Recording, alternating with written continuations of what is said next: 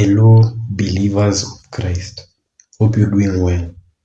Today I'll be taking you guys through Genesis chapter 9, verse 17. And it says, So God said to Noah, This is a sign of the covenant I have established between me and all life on the earth. That's the word of the Lord. Thanks be to God. This verse has 7 main teachings or lessons we can take away from it. The first one, God speaks directly to his people. God personally reminds Noah, teaching that God communicates clearly with his servants. The second teaching, faith relies on God's established word. The covenant is established, showing that faith rests on what God has already secured.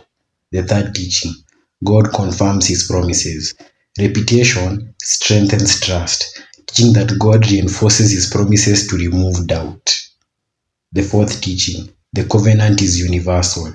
It applies to all flesh, reminding us that God's mercy includes all humanity and creation. The fifth teaching, faith recognizes God's sovereignty over all life. By binding himself to all living beings, God demonstrates his rule and care over everything. The sixth teaching, God's covenants are visible and assured.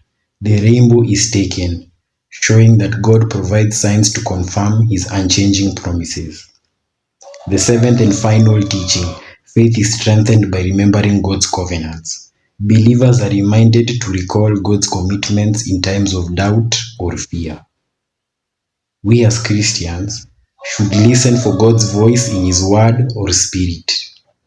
We as Christians should stand firm on God's already established promises. We as Christians should take comfort in God's repeated confirmations.